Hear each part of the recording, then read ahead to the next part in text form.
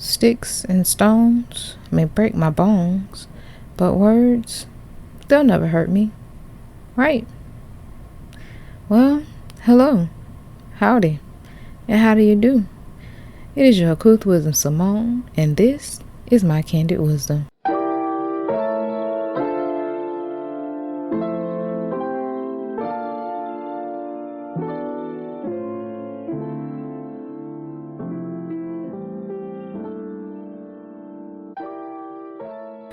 Well, I kind of wrestled again, I guess you can say, with this episode because it's kind of heavy, to me at least, and I don't want to be heavy all the time, but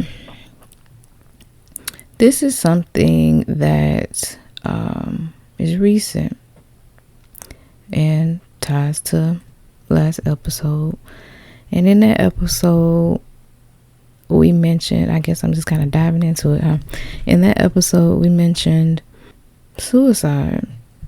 And in today, where we are in our respective places around the world, it is a very stressful time because there are shortages and disasters and all types of things that we now have to deal with, and it can be a lot on a person. So in that, there are those of us that are kind of mentally able to survive and sustain, and then there are some of us that have chosen to just say, I'm done. I'm turning in my cards, and dealer, I'm done because I'm tired of playing this game called life, and they commit suicide. Now, in this episode, or this time with you all, I guess I wanted to create an awareness of it. Like, there, of course, we are aware that people kill themselves for various reasons, whether it be delusions caused by mental illness, or I think it all kind of is tied into mental illness, because what well person would want to terminate their life? So it's all mental illness in a sense.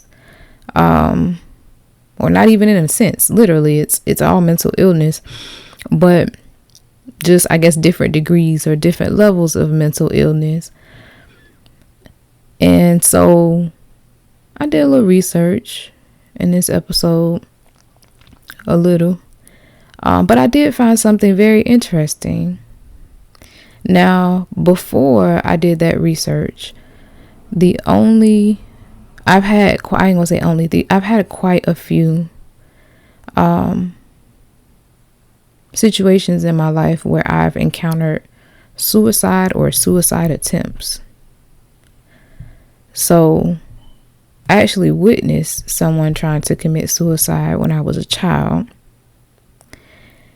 And then I myself, as a teenager, attempted. I don't really think I was serious though. The way I wanted to do it, I thought it would be a nice way to do it, but when I went to do it, I was like, no, let me just deal with my life. So all praise to the Most High Yah. He's given me enough strength to deal with my life. I can kind of laugh at that now, but in seriousness, I know someone currently that has kind of been battling that thought. And then I know someone that actually did, at least one person. And that person was basically a child. He was 17 or 18. If you know me, you know me and kids, that's a thing. Like, as far as just like, kids are really cool and I like being around kids. And yeah, that was my kid. Like, it was my best friend's son, and he was just a ball of sunshine. Like, I can't remember many times of him being down or him being really frustrated with anyone. He always seemed like really excited about everything, and I know everybody for the most part. I really haven't met, well, I was gonna say I haven't met a person that would tell you they had a dumb kid. I actually have met a person that will tell you that they have a dumb kid.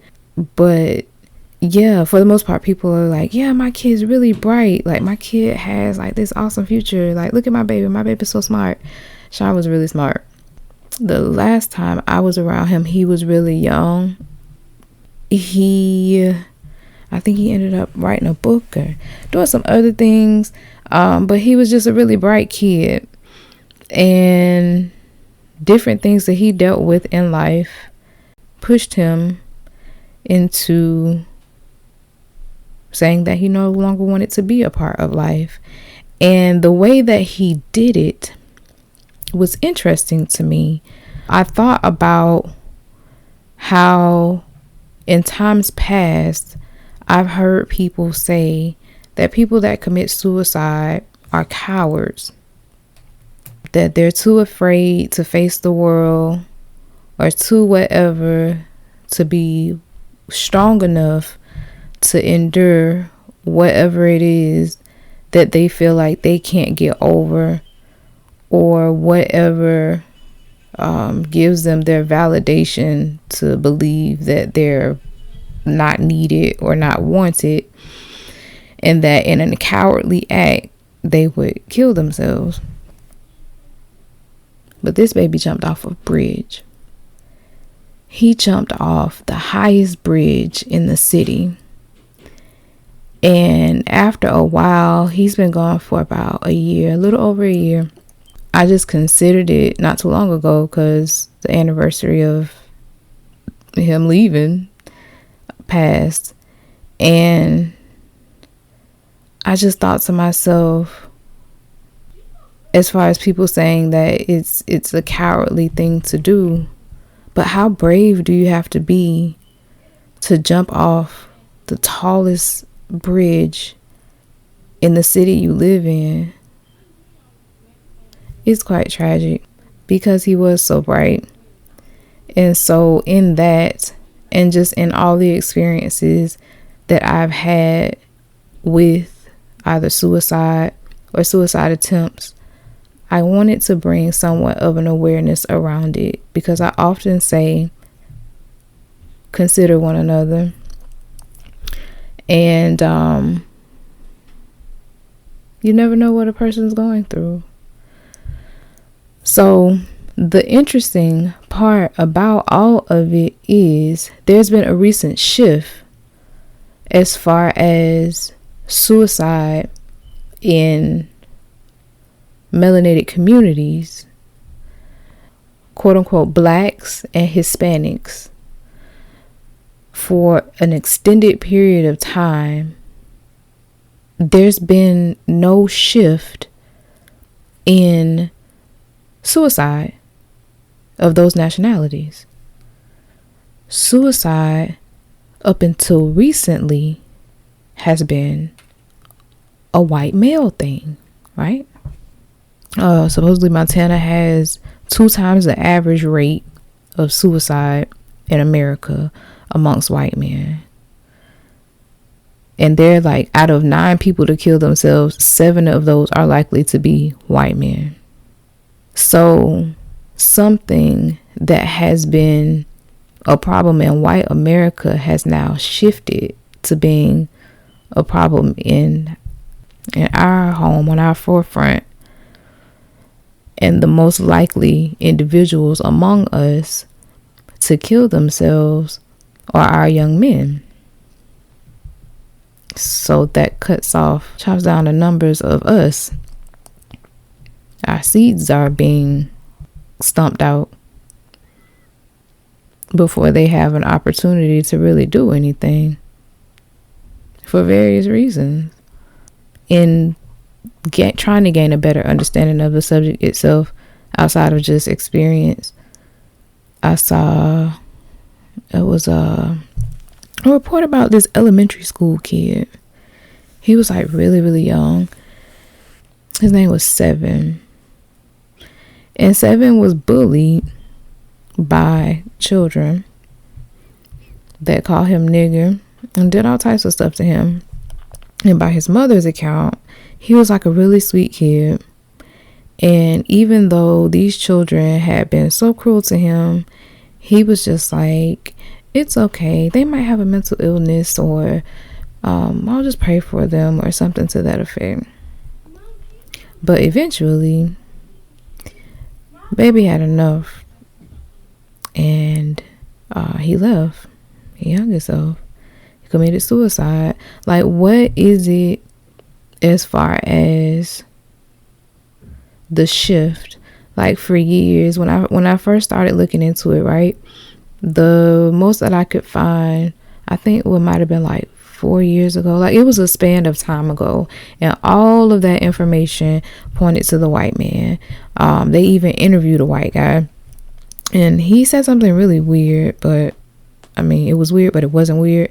But the interviewer was kind of like, he was kind of telling them his reasons as far as why he could understand it. And these were individuals that lived in Montana. And he was just saying, like, basically, these are like white man fears, right?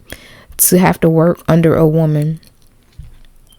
Or he's like, what if you have to work under a Muslim woman? And I'm like, that was weird for me. Like, I could understand just, okay, a man having to work under a woman. I could understand that to a degree, like that being somewhat of a discomfort.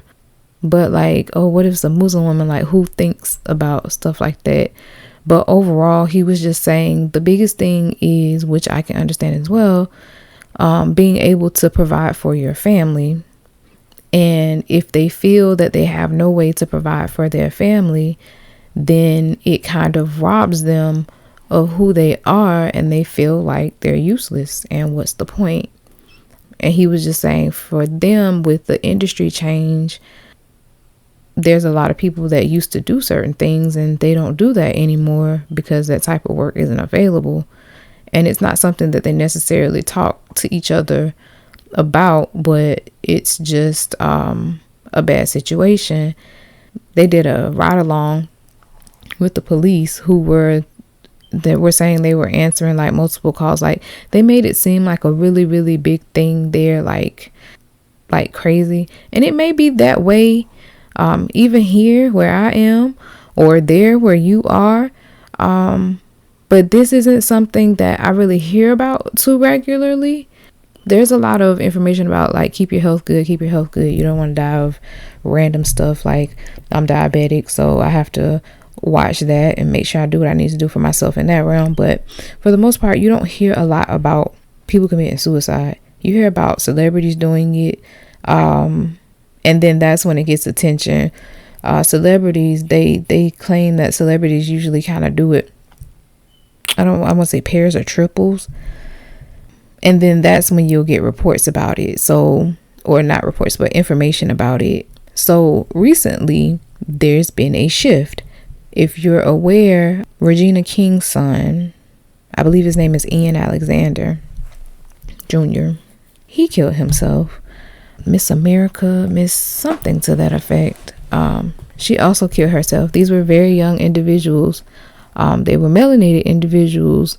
And this is a cause of death that's been for years a Caucasian thing, and now it's in our families. Just ever in the history of suicide, Black suicide is actually on the rise, and that's never happened before, according to what I've seen. I saw someone talk about it, and they were like really to the point, like, wow, like, how does that happen? Under 13, at least 3,600 children in the past 20 years have committed suicide. Under 13. Like, I've seen people saying, I think it's that children really don't understand, like, the finality of death. Is that a word? Finality? Like how serious that is. Like you're not coming back from that. But I'm not sure that I believe that. Like if you're a kid and you understand death, I don't know. I know that as children are impulsive, adults are impulsive, but children definitely are impulsive. But I'm not sure that at 13 or 12 or 11, I did not understand what death was. Maybe it's because of the environment that I was cultivated in. But I definitely knew what death was. I definitely knew what suicide was. As of now, Black children are dying of suicide 2 times higher than the rate of Caucasian children. And it's the second leading cause of death for individuals, melanated individuals, between 10 to 24 years old. I saw another one range from like 15. So between 10 and 15, our kids are deciding that they're done. I'm good. I don't want to do this anymore. Like, what can be going through your head as a kid to do that? That's crazy to think about. I'm around kids on a regular basis. If you know me, you know the kids that I'm around. And I try with everything within me to make sure that they know that I'm there and I care. Because legit, I do. I am real with them. And I am honored that as much as a kid can, they're real with me. They're children. So I know they have their ways just like adults have theirs. But I never want them to feel like they're not able to talk to me or there'll be instant wrath. I do want them to understand consequences, but I don't want them to always feel like there would be instant wrath or that they're not loved or cared for.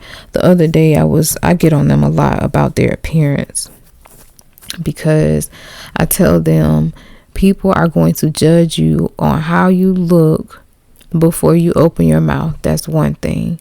The second thing is your appearance is a reflection of how you feel and value yourself. So if it's like it's whatever, you are going to look like it's whatever. And I tell them who they are. I tell them that the world doesn't like who they are because of who they are, because of the potential of who they can be if they have everything in order and have their mind consistently in the space and pattern that it needs to be in, the power that they can grow and be granted. And the world fears that. So the world wants them to diminish themselves and not think of much of themselves or buy into they're not a value and an asset to the world that they live in. I want them to have a sense of themselves and know that they're cared for and know that they're loved. So it's heartbreaking to think about children. I mean, the second leading cause of death from 10 to 24, like 24, I don't know, like it's still tragic for anyone to kill themselves, but 10 years old and you're like, I'm good, I'm done. Like as an adult, you have, like the guy was saying, the pressures of men to be able to take care of their families. Like in today's society, and I'm sure like when there was inflation in times past, people were the same way. Like our grandparents could get gas for what, like 10 cents. I think when I was a kid, my granny showed me a newspaper, and I think meat was like 20 something cent a pound. It was just like everything was so cheap. I don't know. I think it was like a quarter a day. Maybe somebody got paid, or maybe a few bucks a day, or what have you. And that was like big cheese. Like you was doing the thing, right? But now, goodness, like even within like the past year or so, well, 2 years now, maybe about 2.5 years. Like, things are really jumping up. And so I'm single and just by as people that say, grace, favor, permission, I am in a position to where I'm okay and I can do what I need to do financially if I remain focused. But man, it's tough. It's tough. A 1-bedroom. I was in Florida. I had a 1-bedroom apartment. Nice little setup on the river. It was, when I moved in, like under 1,000. And that was in September of 21, I believe. It was under $1,000. Of course, apartment fees and all of that, it was slightly above. So I might have been paying maybe $1,100 at the most. Can't really remember, but somewhere in that area. Wasn't too much. By November, I'm sorry. I moved in September of 20. By November of 21, they wanted $1,600 from me. It was a new management company. They wanted 1,600 beans. And I'm like, what? Now, a part of that was, at that point, I was no longer on a lease. I was doing month to month because I was kind of trying to figure some stuff out. And a part of figuring it out meant that I might have had to move, or I would have had to move. And here I am. But, so if I would have signed a lease, I think it would have been like 14. But it's just, imagine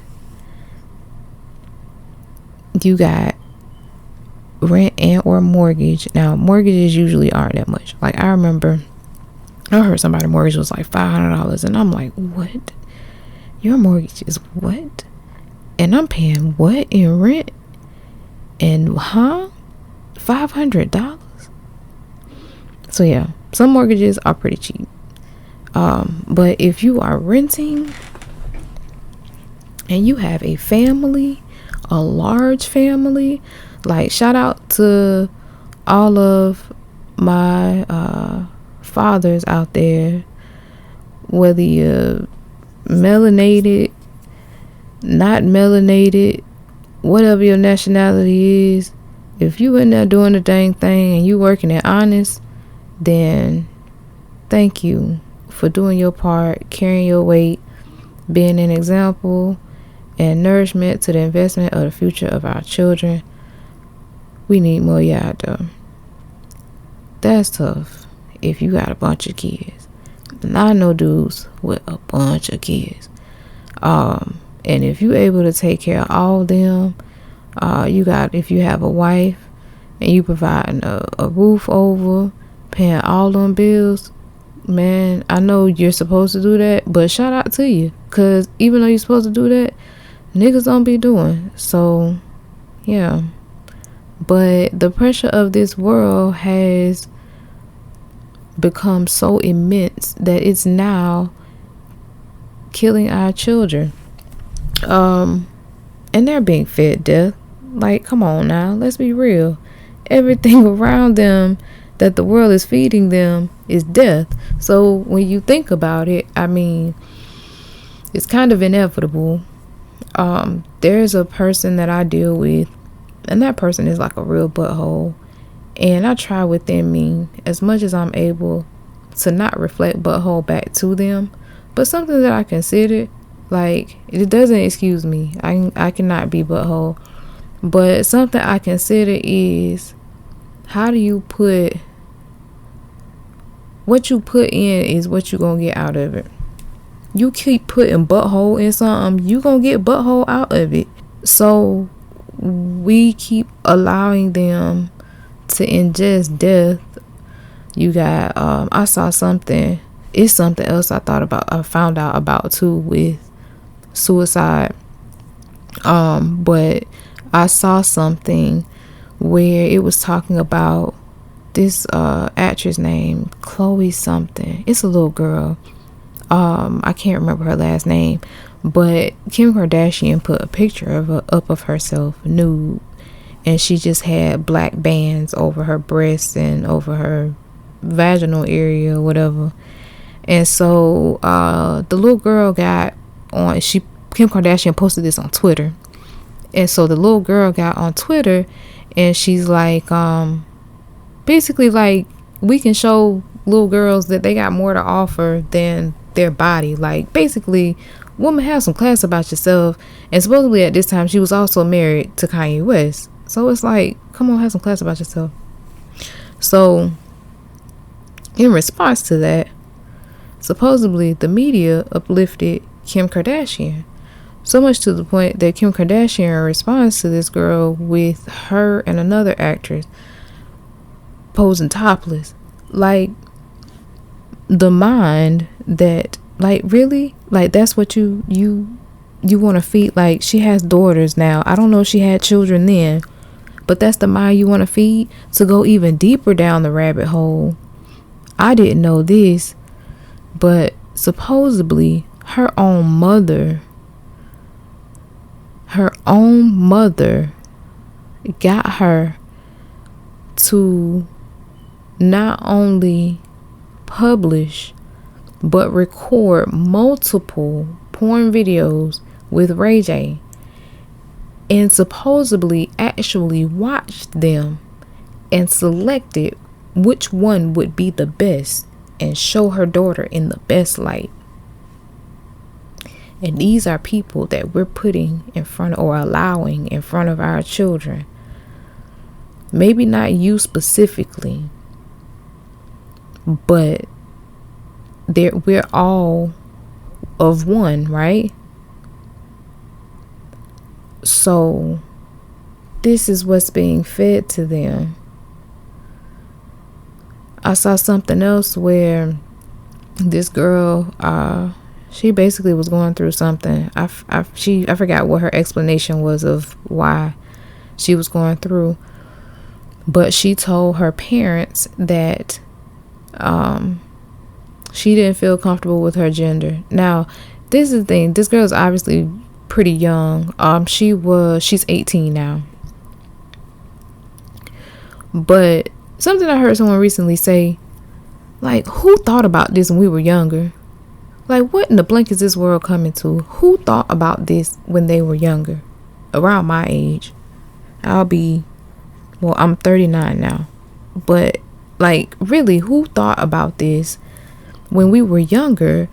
You know what? I really want to be whatever. Like, you seen or saw transvestites. That's what we called them when we were younger. Transvestites. Now they're transgenders and whatever, but you saw them and they were freaking freak shows. Like, they were few and far between.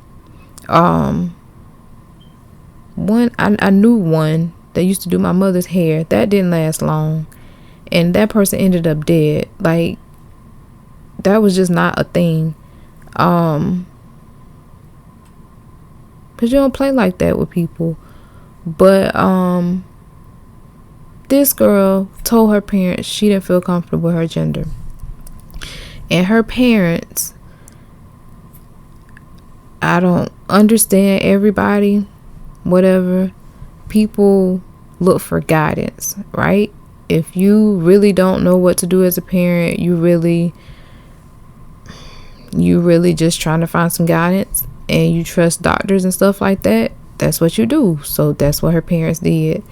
They went to a doctor's office, and instead of anybody at any point talking to this little girl and being like, hey, so, like, what's up? What's going on with you?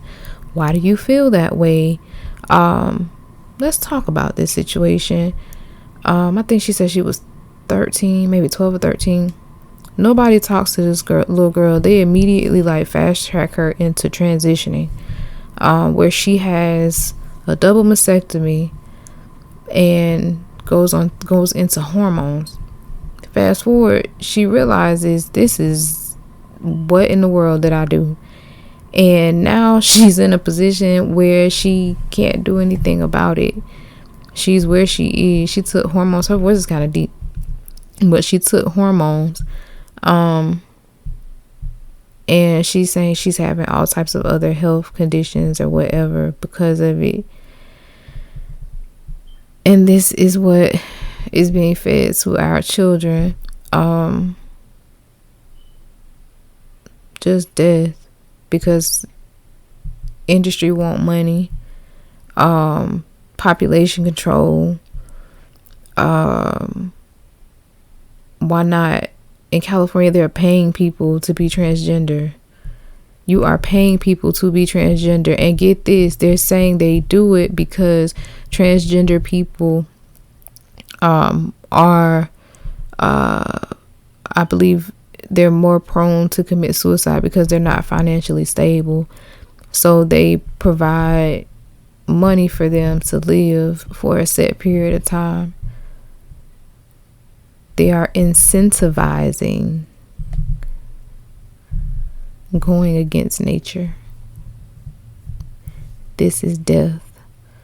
This is what our children face. They are giving this to our children at very young ages. That confuses the crazy out of you. Like, even as an adult, some of the stuff that I see, I be like, this real life? Like, they for real. Okay. Like, the world has gone mad. When I was a kid, right, I read at that time Revelation. We now know, some of us, Kazum.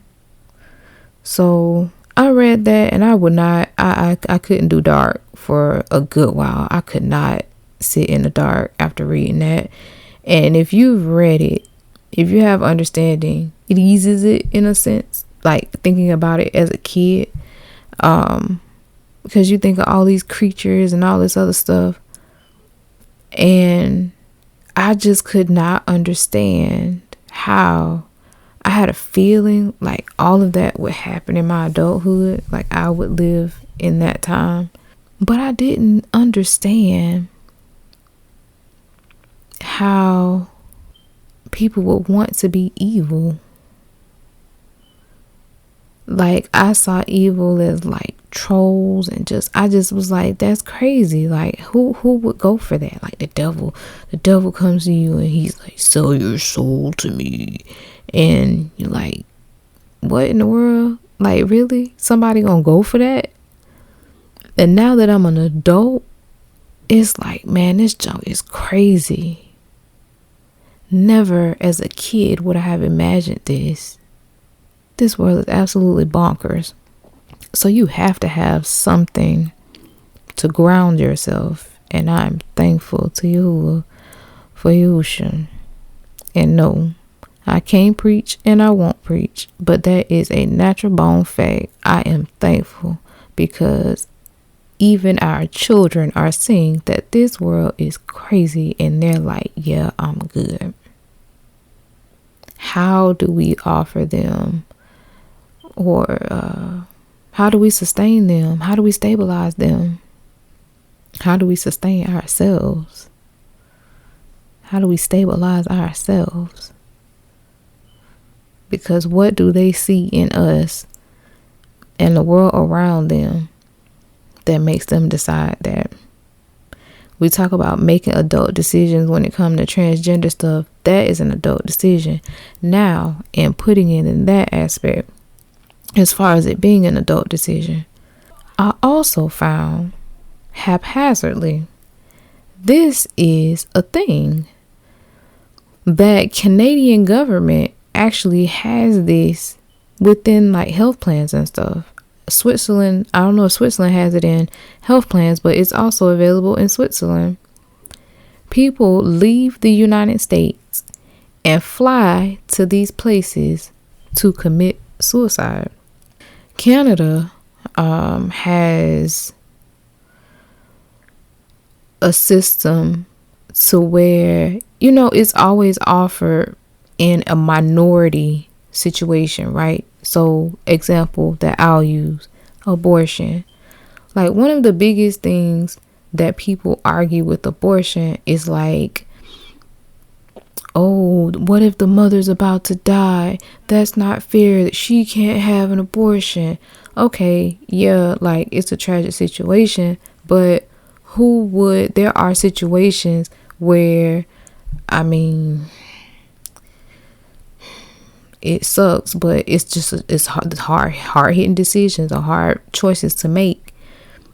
But when you look at statistically, those abortions are so few. Majority of abortions are people that made bad decisions that can't live with their bad decisions and go decide to make worse decisions by killing an unborn child to try to cover up a mess that they made. Planned Parenthood within itself was specifically made for melanated individuals. Eugenics. Margaret Sanger. If you know any of that stuff. These people, her and other people, felt like black people were inferior, melanated individuals were inferior, and did not deserve to procreate. So they strategically set this whole thing up specifically for our children to be killed. I heard of situations in, I think it was the Carolinas. It was a lady, she had a boy. She was very young. But as she had him, they decided to sterilize her or neutralize her, or however, whatever the term would be for a female. They took this woman's ability to bear life from her. They took that from her, and she didn't even know it. She didn't find out till years later. Years later, she found out, dang, when I had you, they messed me up because they want to cut off our existence. So I find it very interesting that their men, Caucasian men, in the history of suicide have always been top tier. Now it's going to be our sons. It didn't even shift like age. Well, not necessarily age. I'm sorry. It didn't shift just solely nationality. It shifted to our children. So be mindful of that. Be vigilant of the babies. Take care of yourself. This world can be, take care of yourself. Take a moment to smell the daisies. They're there. It's just they in a pile of crap. Make sure you wear your rain boots. You might have to walk through some crap to get to them. But in all of this, there definitely is beauty. We got each other. And as long as we loving each other, there's beauty. But this world, as they would say, this world for the birds. Like, who would want to live like this world live? I've been watching lately like documentaries of times when I grew up, like, and just watching just how the world shifted. I personally think that two things were the beginning of the end of the world in watching these things. One, television. Television is like a hypnosis machine. You can get people to kind of do whatever with television and the right influence on television, telling them to do it. And I saw how they strategically put things on television to grab the attention of children during my generation, and how that shifted and changed the world. Like, people understand that all you have to do is instill it in the children. That's a real thing. I mean, it's heavy, it's dark, it's one of those things like, why would you talk about that? Because it exists. And there are people that deal with it on a daily basis. There's like 45,000 people that die of suicide, and that's almost double the rate of homicide. People are stressed. And then looking at it from how we can prevent it in our children, majority of people send their children to public school. And public school within itself, many people hold to this idea that the purpose of school is to educate you so that you can be a better individual, in the sense of just generally being a citizen of the world, and that making you a better individual in that right, or a better individual than someone that may not have been to public school. But just like Margaret Sanger was key in creating Planned Parenthood, if I'm not mistaken, I may actually be mistaken. I want to say she had something to do with school system, but I'm not 100% sure. But the person that did have something to do with the school system, the reason that was created was to produce more workers. So it was not created for you to be a better person and have an entrepreneurial type mindset to be able to flourish and grow of yourself. It was to train you to be a submissive worker, to not have a thought toward anything but work. But now it's grown to a point. There's Sesame Street is like a really popular show, right? And I don't have any children right now, but the children that I am around, and when I am responsible for them, I would never show any of my children Sesame Street. I think that Sesame Street is like a propaganda powerhouse. I don't believe that its initial intent was malicious. But like I said, I think that two things were the beginning of the end of the world. And I said that television was one. Reason being because of the power of influence, the influence of the mind. I think I've spoken about that as well. The other thing was social media. Just the influence of the mind. But to go back to the school system, if we're now seeing that the most susceptible to suicide is becoming our young melanated men or young melanated boys, the representation of themselves in the school system is very slim.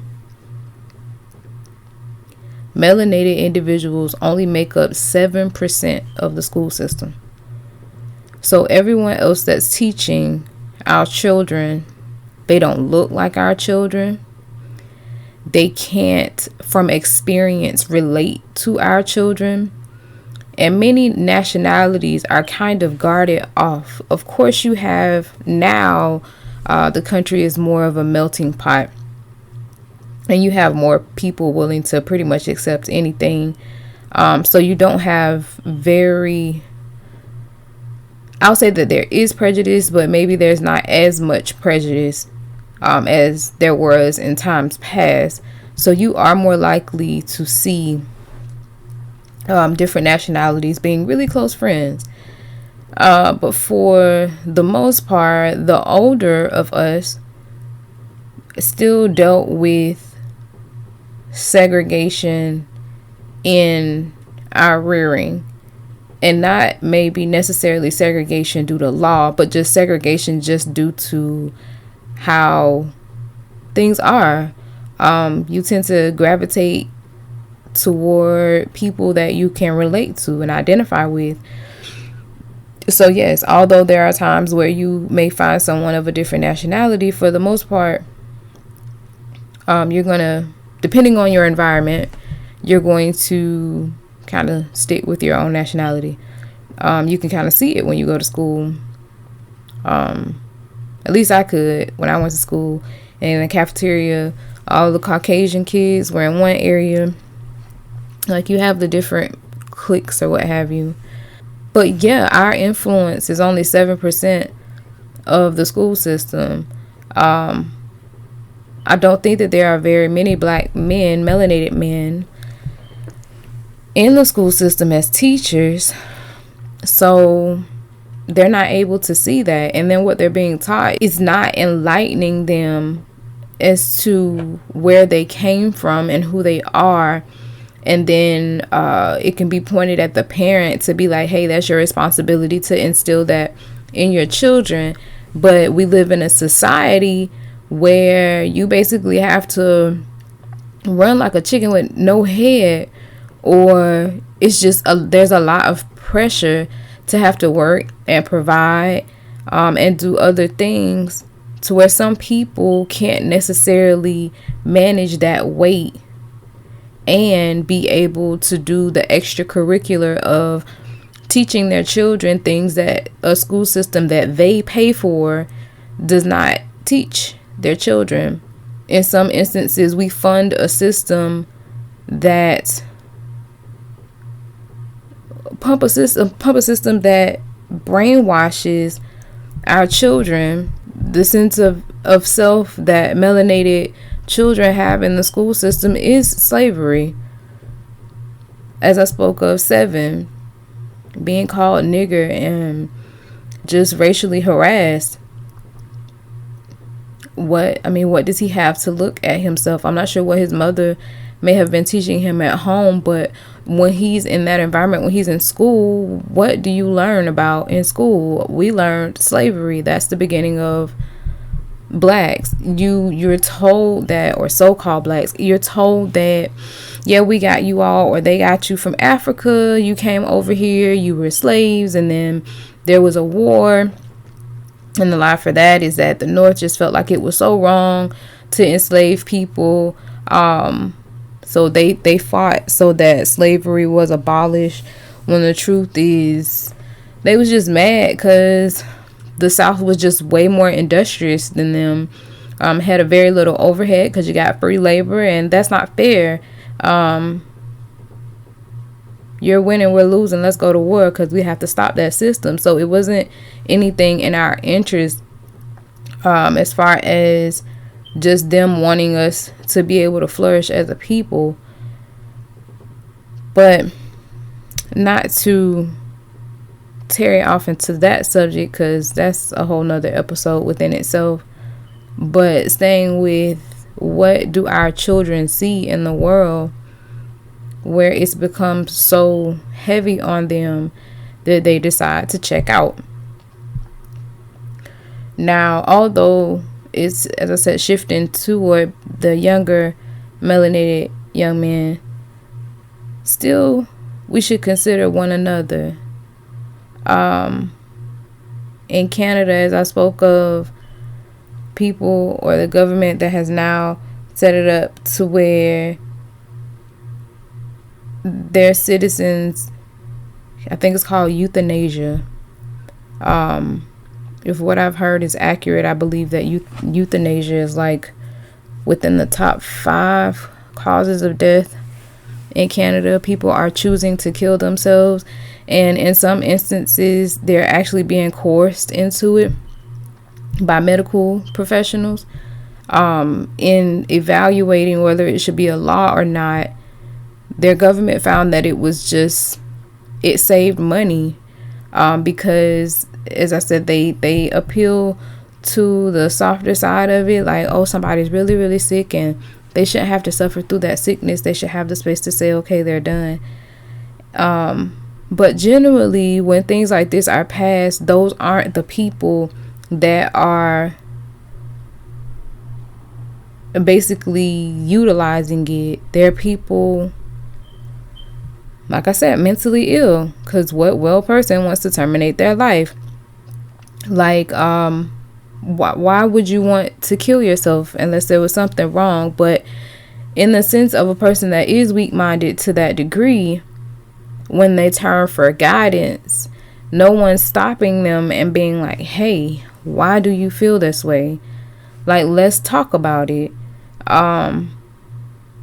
If you're an adult Like I said, I'm ambivalent about it because you're an adult. If that's a decision you make, that's just a decision you made. You should truly understand that death is final. But at the same time, care should be given to you in the sense of understand who you are. Understand that how you're feeling right now is something that's temporary. If you are allowed to have the right support system or the right people or even just person around you, they could help you through that. So where you're at a point of where like, man, like I really was thinking about killing myself, or I really tried to kill myself, and I'm just very thankful that it didn't happen. I'm thankful that I had the people around me, or I'm thankful that I had the mind to kind of anchor down and endure that. Whereas these people are going to medical professionals, and these medical professionals are talking them into like, hey, you know what, you're right, you shouldn't live, you're pretty worthless. Like one lady, supposedly she just wanted to die because she said she couldn't afford to live. Like that was a reason to die. Just like Canada has this program for citizens to kill themselves, I'm sure there's some type of, or at least there should be some type of resources or programs to be able to help individuals if they feel like they can't afford to live just life. I spoke of inflation. Yeah, life is freaking expensive by the kind of who I've never thought like, dang, life is expensive, I want to kill myself. Like, no, that's crazy.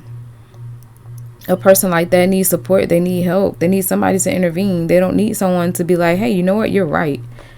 And then the government actually pays for it. So you can't afford to live. You don't have to be able to afford to die. We'll kill you for free. That's mind-blowing. Absolutely mind-blowing. So yeah, as always, like, consider other people. You never know what a person is going through. The second thing that was the beginning of the end was social media. Now, I myself, I've been partaking in social media a little more. I did it out of boredom, and then I found out there could possibly be some money involved. So hey, that's incentive. But when it comes to our children, they go to social media for approval.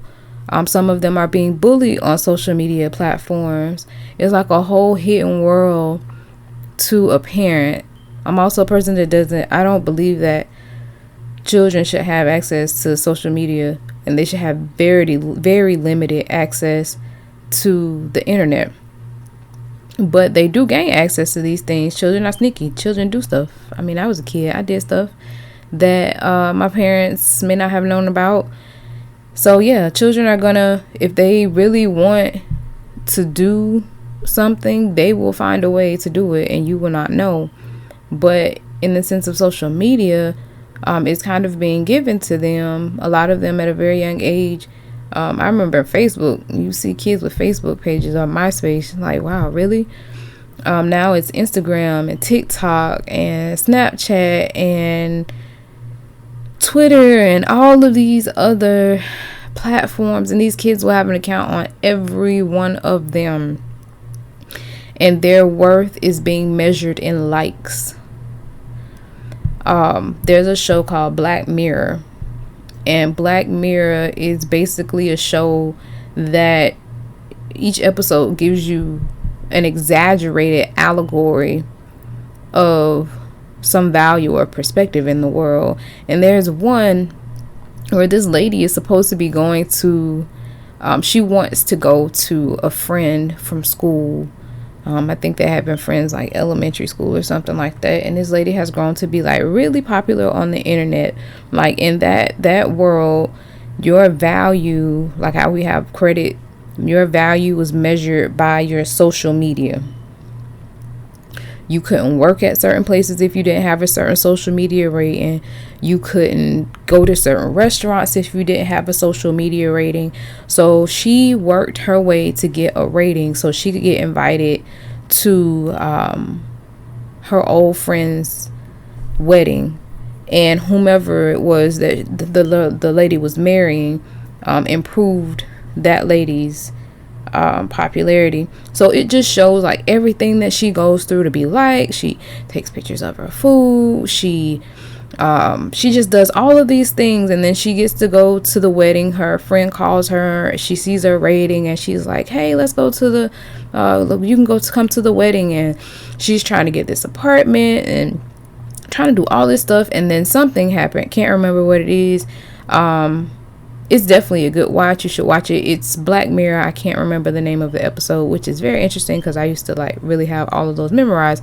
But it's a really good episode, and something happens where her rating is like really bad by the time she gets to her friend's wedding, and they won't let her in the wedding. Her rating, she couldn't get a flight.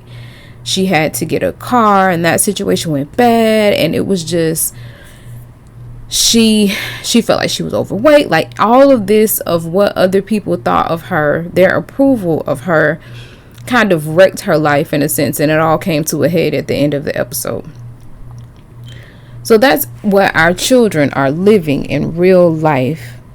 They're living and molding themselves off of vain opinions. I had a child almost tearfully tell me once, I want to look like everybody else. I want to be like everybody else. And I'm like, baby, like you have to realize how awesome you are because you're unique. There is nobody else in the world that is you.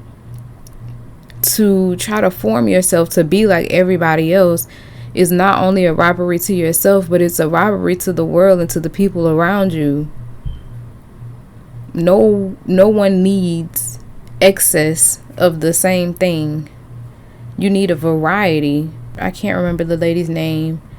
I know her first name starts with a J, but she is famous for talking about the prejudice between whites and melanated individuals. And she does an experiment where she separates people by the color of their eyes, and it ends up setting to where black people end up being more dominant over whites. And the whites that go through it, they can't handle it. They get pissed, they get mad, even though they agreed to it. Some people have like real traumatic, life-changing experiences in those experiments.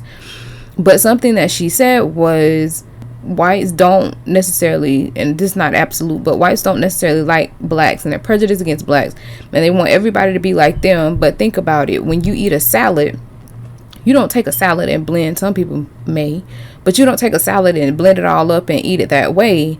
The appreciation of the salad is the variety of textures and flavors in the things that you add to it. So for the tomato to jump into the salad and say, I want to be a cucumber, like, I'm sorry, we already have cucumbers. We need something different. And with the media, television, as well as now social media, which is kind of overtaking television. I personally haven't watched television since they switched from the regular antenna and to whatever this system is now. I might have shows that I watch streamed here and there, but just to sit and watch television, not my thing. But some children, that's their thing, because their parents are doing other stuff and they leave them in front of the television. And so that's what you want to be. That's what molds you. That's what your friends like. That's what everybody likes. That's what gets me a bunch of likes and a bunch of people to follow me and quote unquote be my friend online. And if I don't have that, then I'm not cool. I had one other kid. They're cool. I don't fit in with anybody. They're cool because they all have phones and they have this. I'm telling the kid, like, they don't have anything. Their parents bought them those things. This kid by themselves can do absolutely nothing. So yeah, these things are weighing on our children. Of course they're weighing on adults. So yeah, just consider one another. Be a light. I heard it once said, and I've seen it on maybe a few different pieces of decor in the world.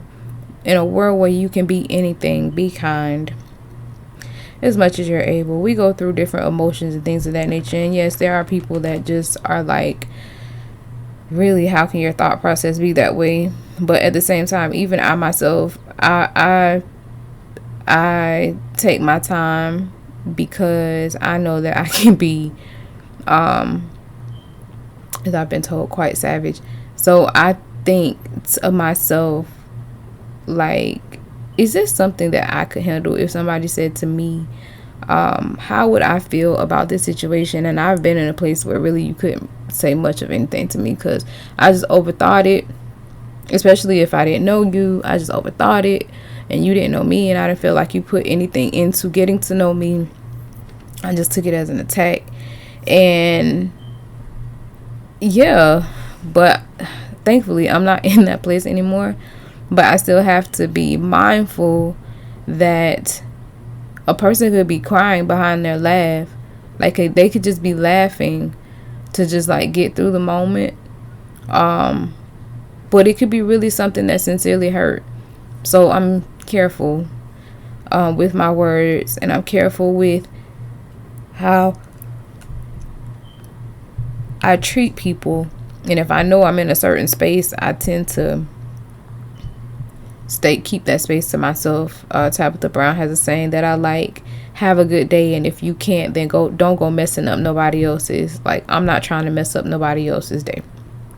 So yeah, just consider that there are people in the world hurting, and although we all have our own problems, just try to be mindful and considerate of other people.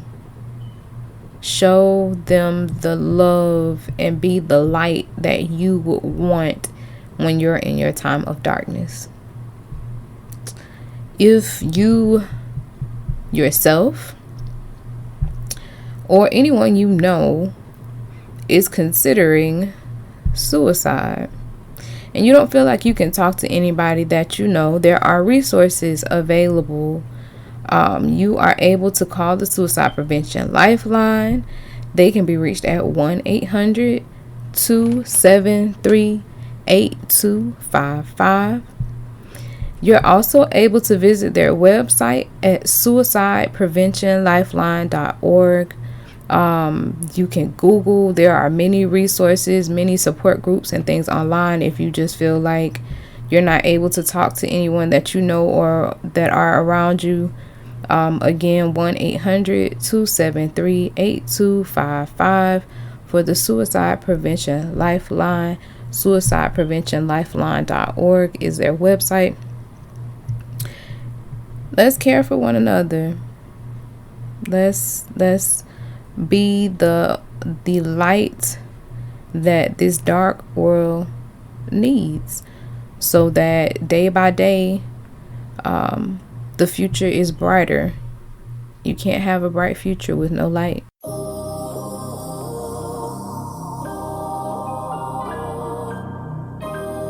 Well, it's time for our Zamar.